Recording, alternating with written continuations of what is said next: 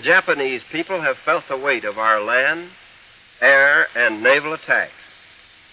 Our blows will not cease until the Japanese military and naval forces lay down their arms in unconditional surrender. By the time President Truman assumed office in April 1945, the United States was winning the war against the Japanese and moving swiftly toward a land invasion of Japan's home islands.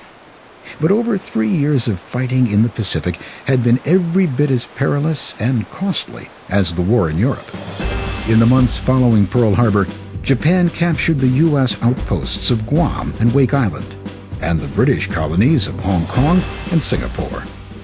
In the Philippine Islands, Supreme Allied Commander in the Pacific, General Douglas MacArthur, was ordered to flee from a Japanese invasion, leaving behind 100,000 U.S. and Filipino troops as prisoners of war. I repeat those words.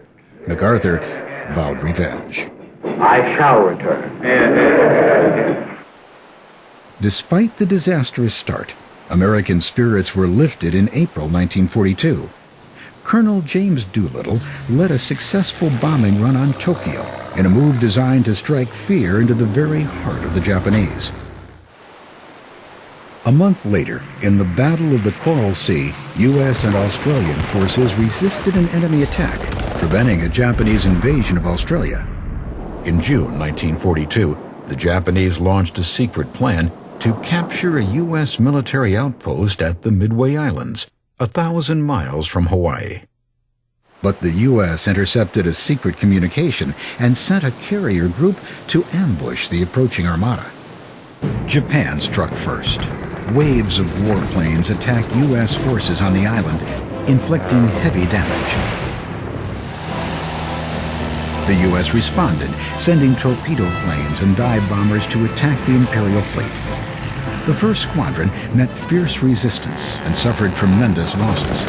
But then, within the space of an hour, the U.S. turned the tide of battle by destroying 3 Japanese aircraft carriers. By late afternoon, Japan was in full retreat. 6 months after Pearl Harbor, the Battle of Midway was a major turning point in the war with Japan. From that point forward, the United States was on the offensive. General MacArthur devised the strategy of island hopping to fight the Japanese in the Pacific. The U.S. would island hop past Japan's heavily defended islands and seize the more easily defeated outposts. There, the United States could build landing strips and employ air power to cut Japan's supply lines. By August 1944, the U.S. was island hopping steadily toward Japan, capturing Guadalcanal, Saipan, Tinian, and Guam. By October, the U.S. Navy reached the Philippines. In the Battle of Leyte Gulf, they fought the Japanese fleet in one of the greatest naval operations in history. The U.S. prevailed. General MacArthur had kept his promise to return. After the crushing defeat, the desperate Japanese began using what they called the Divine Wind.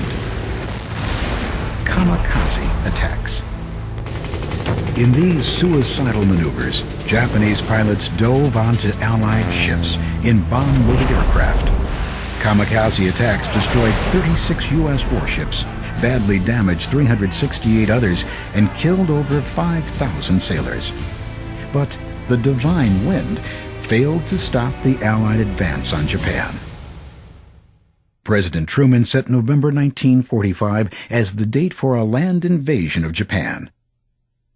But to stage the attack, the U.S. would first need to capture the heavily fortified islands of Iwo Jima and